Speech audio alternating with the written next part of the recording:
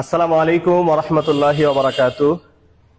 আমরা এখানে যারা আছি ঐতিহ্যবাহী গোপালগঞ্জ জেলার কাশিয়ানী উপজেলার ওলামা ঐক্য পরিষদ।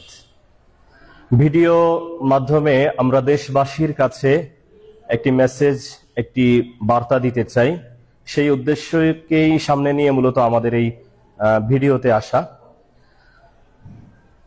সারা পৃথিবীব্যাপী যেমনি ভাবে মিশ্র রাজনীতি রয়েছে, বাংলাদেশও তার ব্যতিক্রম নয়। বাংলাদেশের প্রত্যেকটা জেলায় মিশ্র রাজনীতি, রাজনৈতিক মতপার্থক্য এবং বিভিন্ন রাজনীতি আমরা পরিলক্ষিত আমাদের সামনে হয়েছে। ব্যতিক্রম নয় আমাদের গোপালগঞ্জ। আমাদের গোপালগঞ্জেও রাজনৈতিকভাবে বিভিন্ন জন বিভিন্ন মতাদর্শ লালন করে থাকে। তবে এর আগে আমাদের একটা বিষয় সকলেরই স্মরণ থাকা দরকার, সেটি হলো এই গোপালগঞ্জের মাটিতেই শুয়ে আছেন সারা পৃথিবীর বিখ্যাত ব্যক্তিত্ব, বিশেষত বাংলাদেশের অন্যতম বুজুর্গ এবং শ্রেষ্ঠ আলেমে দ্বীন সদর সাহেব খ্যাত হযরতুল আল্লামা শামসুল হক ফরিদপুরি রহমতুল্লাহি আলাইহি। এই গোপালগঞ্জেই শুয়ে আছেন কাশিয়ানী হুজুর রহমতুল্লাহি আলাইহি। গোপালগঞ্জেই শুয়ে আছেন সুটফার হুজুরের মতো যুগ শ্রেষ্ঠ আলেম। এছাড়াও শত শত এবং সহস্র ওলামা ইকরাম, দিনদার ব্যক্তিত্ব এবং মহান ব্যক্তিত্ব এই গোপালগঞ্জের মাটিতেই শুয়ে আছে। অত্যন্ত দুঃখজনক একটি বিষয় আমরা গত 2 দিন আগে দেখতে পেয়েছি। বাংলাদেশের একজন আলেম মুফতি আমির হামজা এছাড়াও কয়েকজন ব্যক্তি গোপালগঞ্জে নিয়ে অশালীন কিছু বক্তব্য তারা প্রদান করেছে।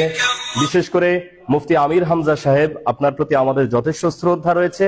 সেই শ্রদ্ধা রেখেই আপনাকে বলছি, আপনি যেই বক্তব্য দিয়েছেন যে এটি একটি অভিশপ্ত জেলা, আমরা কাশিয়ানী ওলামা ঐক্য পরিষদের পক্ষ থেকে আপনার এই বক্তব্যকে ঘৃণা ভরে প্রত্যাখ্যান করছি এবং আমরা এর তীব্র নিন্দা এবং প্রতিবাদ জানাচ্ছি।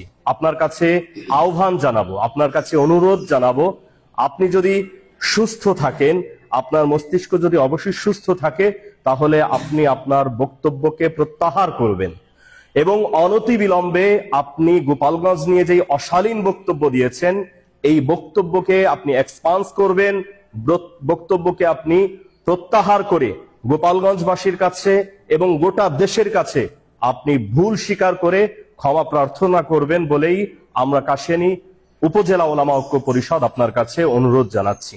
আল্লাহ পাক রব্বুল আলামিন আপনাকে সহ গোপালগঞ্জের প্রতি যারা অপাঙ্গে তাকায়, গোপালগঞ্জের প্রতি যারা বাঁকা দৃষ্টিতে তাকায়, পুরা দেশের সে যে ধর্মের হোক, যে মানসিকতার হোক, যে মতাদর্শের হোক, তাদের প্রতি আমাদের আজকের এই উদাত্ত আহ্বান। আল্লাহ পাক রব্বুল আলামিন আমাদের সকলকে সহি বুঝ দান করেন, সকলে আমিন।